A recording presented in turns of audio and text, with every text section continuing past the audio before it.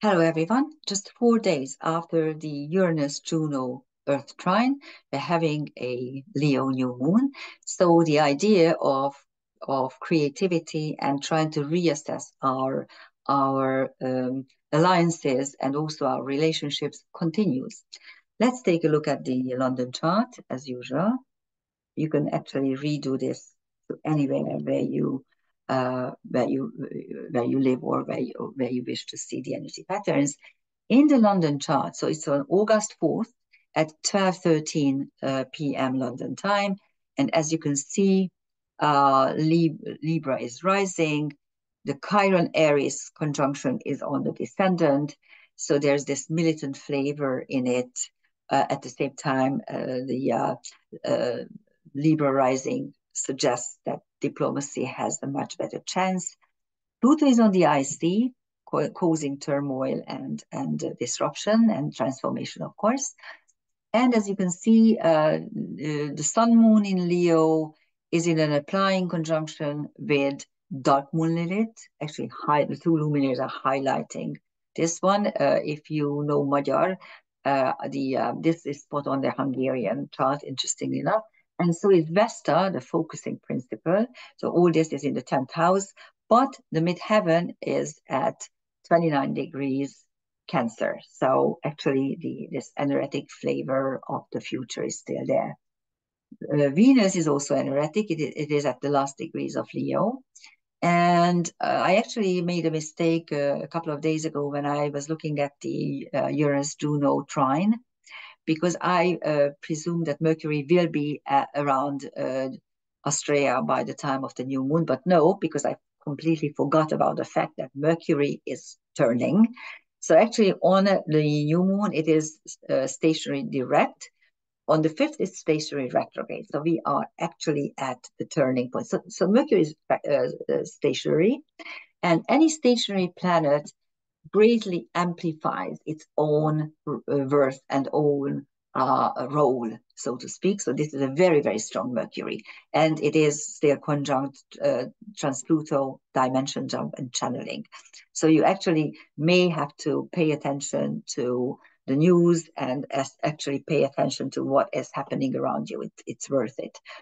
Pallas Athena and Lilith are still traveling together, but sometimes they're getting closer, sometimes they're separating.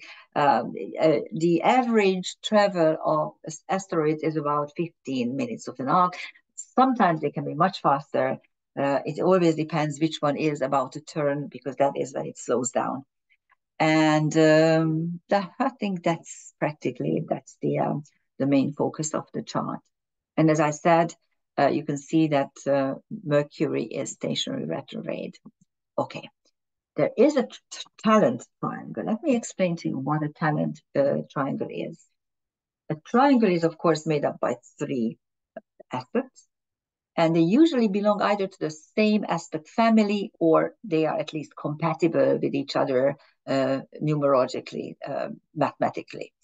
The quintile series usually consists of 4 aspects: the decile, 36 degrees, the quintile and the name-giving aspect, 72 degrees, the tridecile and the biquintile. The tridecile is 108, and the biquintile is 144. And the decile is about professionalism, how you can do something very well. The quintile is talent and ingeniousness. The tridecile is about any kind of talent that manifests during altered states of consciousness.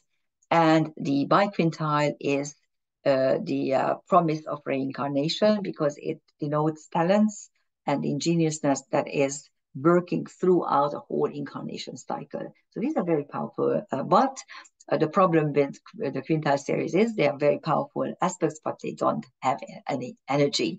So unless you uncover and start working with them, they are not going to manifest in your life. And so is this talent triangle all throughout the year. And I think even next year, the Sedna Aries decile is there. What does it say about the space-time? Actually, Aries is drastically altered outward circumstances, and Sedna is creation through dissection. Aries is the disruption. You can see they are technically disrupting our lives. This is a program chaos. It started with the pandemic, then the war, and now this war craziness and the new Green Deal craziness. They want to, what they're trying to do is they are trying to take away your Western culture for many reasons. They want a mixed populace, a mixed race, Europe, where no one has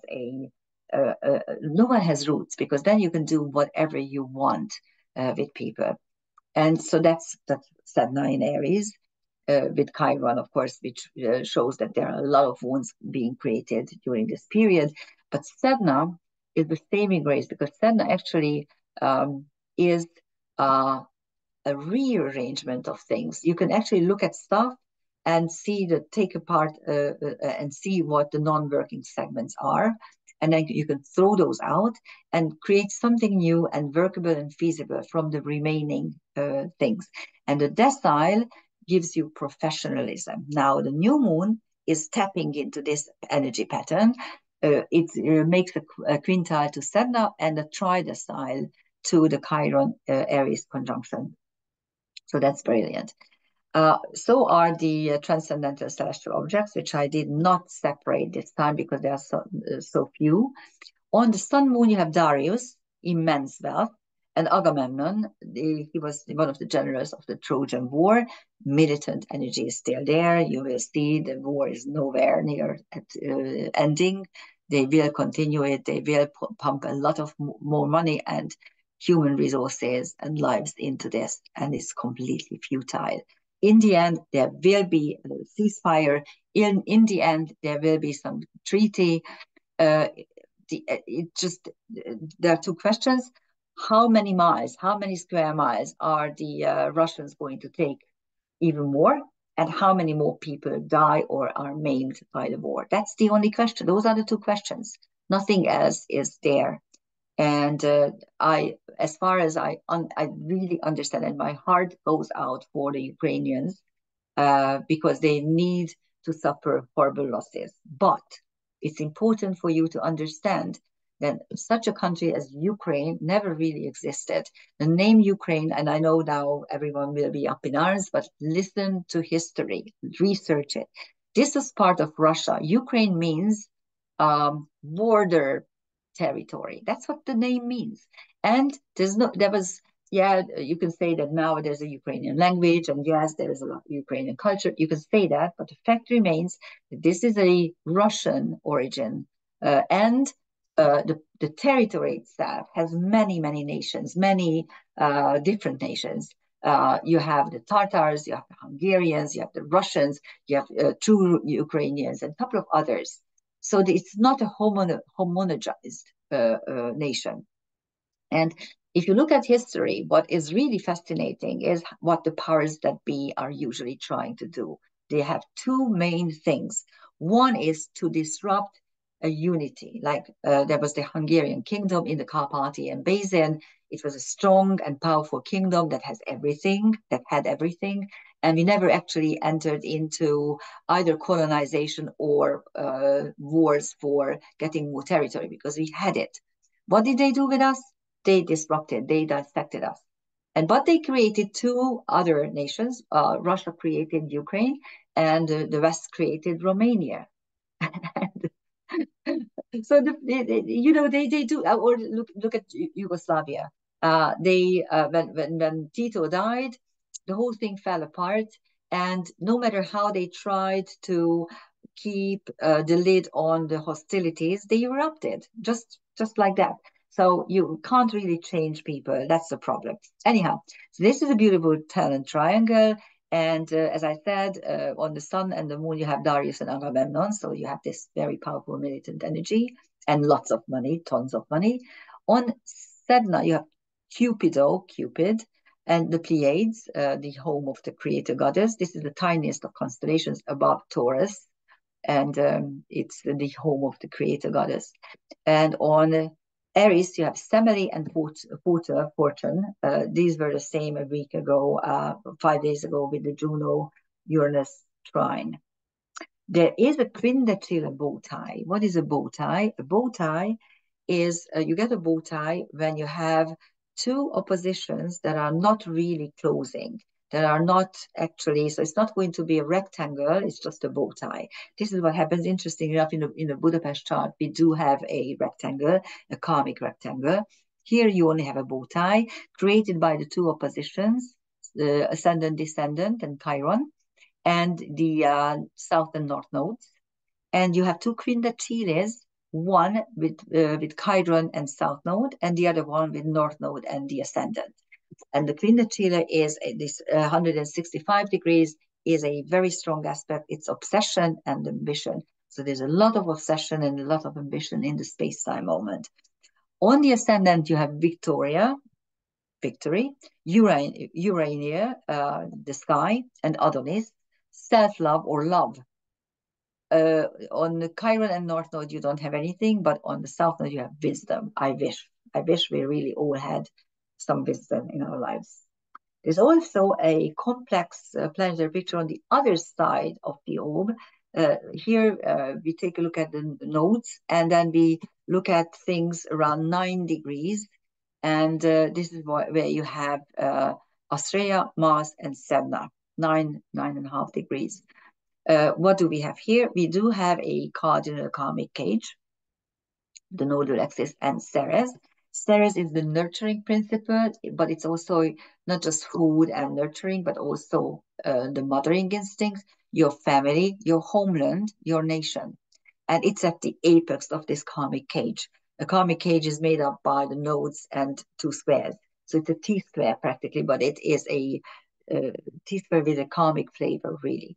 So we are at the crossroads regarding our families and our homeland and our nation, and we need to act accordingly.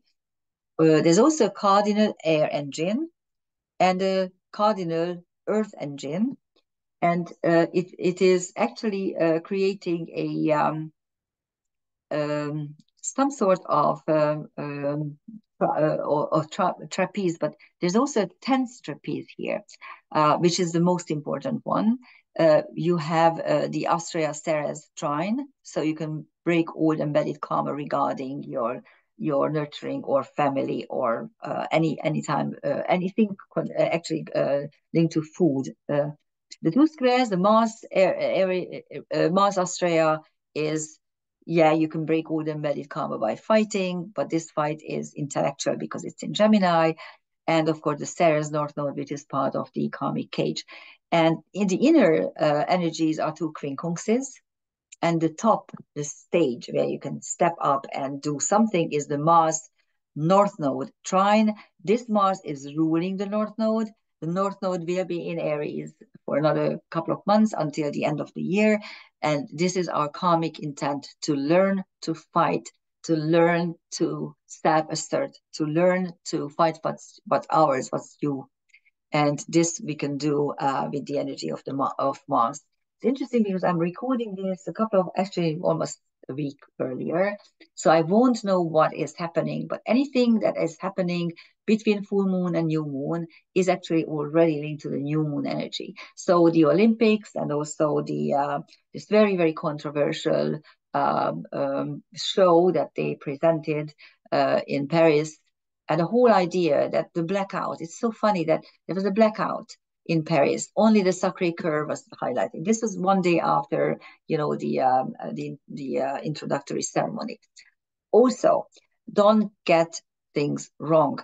This was the Last Supper by Leonardo da Vinci, the installation. And when they saw how many people were outraged by this thing against Christianity and against Jesus Christ, then they retracted it and they said, oh, by the way, this is not this painting. And they drew an obscure painting, and they made us look like we are so stupid because we don't know what we are talking about. No, that was blasphemy, plain and simple. And it's okay. If this is what you want to show, because that's what Macron said, this is France, fine. Be happy with it. Congratulations. But please allow us to stay in normalcy. That's all I ask.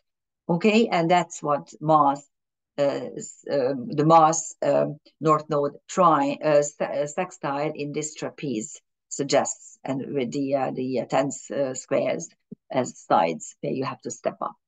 Okay, let's take a look at the transcendental celestial objects. And here you have Mars on Amor, so we have another love energy here, and Aldebaran, which is Alpha Taurus. And Aldebaran is one of the royal stars of Persia, the watcher of the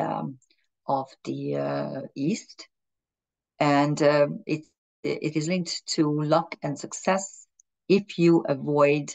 If you keep, let's say, put it this way, if you keep your integrity, if you don't give in. So with Mars, don't give in. On Ceres, you have Electra, the princess who gets her brother, little brother, to kill their mother. She doesn't do it, but she knows how to manipulate someone else. And Quawar is one of my favorite TNOs. Quawar is the creator god of the Californian Tongva tribe. And he wakes up one day, of course, there's no days yet, so he wakes up from chaos, from nothingness, and realizes that he is within nothingness, but he has a physical body and also a voice. What does he do? He starts dancing and singing.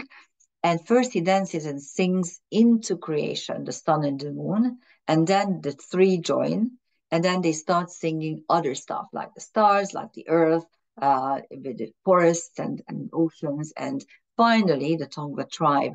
And every time something new is being created, it joins the choir.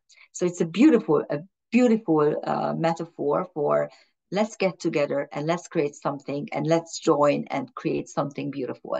That's on Ceres, your homeland, representing your family, the nurturing principle. On Astrea, we have Atlantis. Again, there's a warning sign, be careful, because we may actually, again, destroy our home world. And on South Node, you have wisdom. I wish we had just some sense of wisdom. There's also an energetic, partly dissociate planetary picture. It's very difficult to say what it is because it looks like a crown with the MCIC and Pluto, but actually it is dissociate because, yes, the MC is, and MCIC is at 29 degrees 26. So you have a semi-sextile in the quincunx with Venus, and also you have a trine with Neptune, a voted trine with Neptune. So that's there, but Sedna is already in Gemini. So actually, the Juno Sedna trine, because Juno is still in Virgo at 28 degrees, so it's not yet energetic, but this trine is in square energy, and the Juno-Pluto trine is in quincunx energy. The Pluto Sedna is an air trine, so you have that there. So actually, if you start looking, be careful because you don't get what you see. You actually have to dissect it by energetically by the signs there and see what's happening. Okay. Here are the transcendental objects. On the midheaven, you have Odysseus, the adventurer, Nefertiti, the queen, Clotho, the first of the fates, who is creating the threads of life, Helio, which is a sun god, and Hel, which is the lady of the underworld. So you have everything really packed into the midheaven. On the Pluto IC conjunction, you have Danube. On Venus, you have Gaia, the Mother Earth, Medusa, the Gorgon, Silanunum, Earth and Sky, and Regulus, the Alpha Leo, which is the seat, the heart of the celestial lion. The whole Leo constellation is about creating power. So it's a power seat here. On Neptune, you still have Shaad, Beta Pegasus, one of the the main healing words for suicide victims. It's going to be there. So Neptune will be there for quite a while. Then it moves a little bit more backwards into Neptune, into its own sign, into Pisces around 28 degrees and something. Then they will separate a little bit. And then when it moves direct again, it will touch again. So for the next year, it will be in and out of orb, this particular fixed star Shaad. Once that now we already saw it's Cupido and the Pleiades. On Juno you have Kagara. And if you want to get acquainted with this particular TNO, go to my previous video on the Juno Uranus trine. It's Uranus Juno trine. This is the title, and you will get a glimpse of what this is. But it's an African archetype, and it's linked to earth magic and nature magic. So how you can use the elements in a fight. So that's practically it. And happy new moon. Thank you for listening, and be careful and pay attention to what is happening in the world. Thank you. Bye bye.